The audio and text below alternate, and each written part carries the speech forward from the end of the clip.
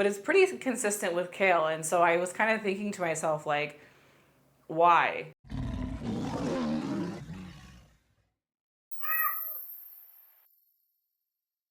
Between football, my podcast, and the new house, my days are kind of crazy. Plus now I'm dealing with this lawsuit.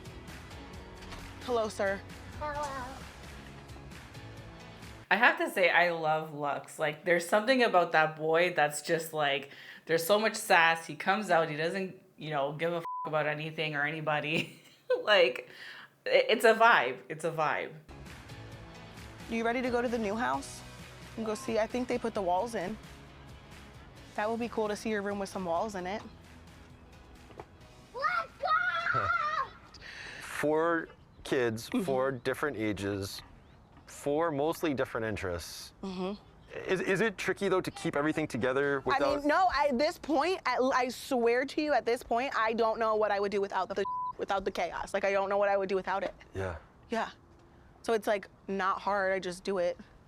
What is going? Okay, so I have to stop there because I'm sorry, I don't like that comment. Like, I understand what she's trying to say, right? Like, the cameraman or producer, whoever he is like, how do you do it? You got 4 kids, 4 very different interests. Like, it's really just you on a daily basis. Like, are you okay? And she does admit, obviously, there's chaos, and I understand what she's saying of, like, I don't know what I would do without the chaos, because that's her purpose, right? To be a mom, that's her identity at this point, and she's just, like, fully embraced it, and she loves it, which is awesome. So for her to be like, it's not hard. Like, it's hard. Like, there's got to be times where it's tough. Like, we watched the show. I've seen it since 16 and pregnant. You've had a lot of struggles, girl. You've had a lot of issues. So, I don't know. Like, I used to like Kail in the beginning, but later on, she just all of a sudden doesn't want to talk about certain things, which defeats the purpose of being on the show. And then just weird statements like this, like, it's not hard. It's fine.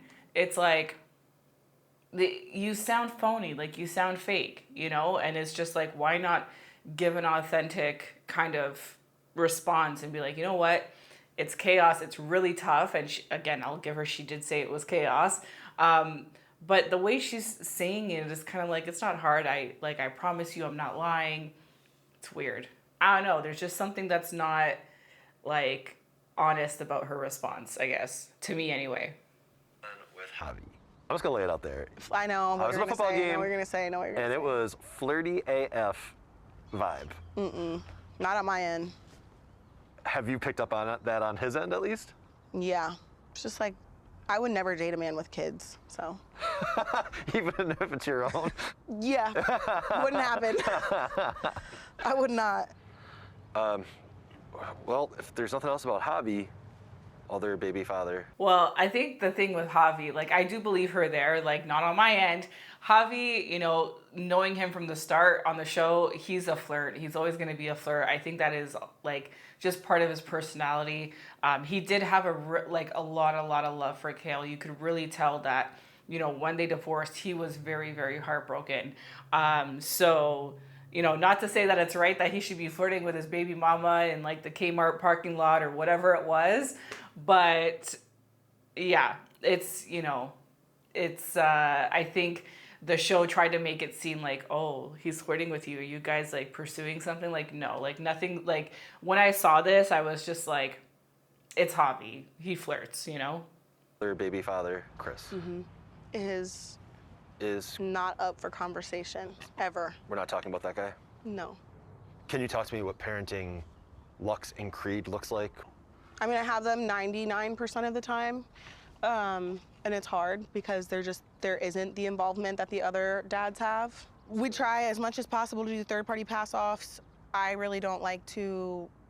We don't like to interact with each other, and it's just kind of unnecessary, like, for what? How are you and Joe co-parenting with Isaac right now? What does that look like? It's not great at all. Like, if I, go to Joe about an issue that I have, like, I feel like I'm being pretty respectful and, like, calm about it, and I get insults back. Like, I don't react to things the same way. I don't feel the same way about things, but I still get treated like I'm the Kail from years ago. And this Brianna lawsuit is the first lawsuit that I've ever, like, been this knees deep into. Like I don't know.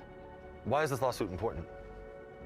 Because I'm honestly tired of untrue things being said. I can't tell you, I've done so much in my life, and I mean like the mistakes that I've made, things that I've done that just like are morally wrong and unethical. Like the things that I have done right, don't on them. Right. Don't on them.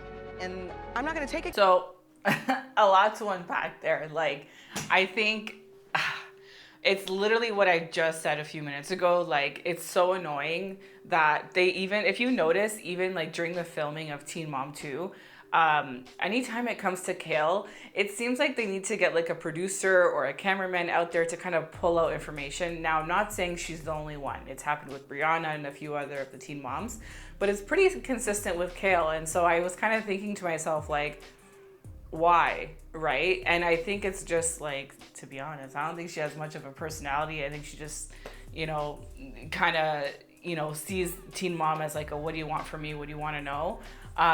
Versus it's like, you've been doing the show since the beginning.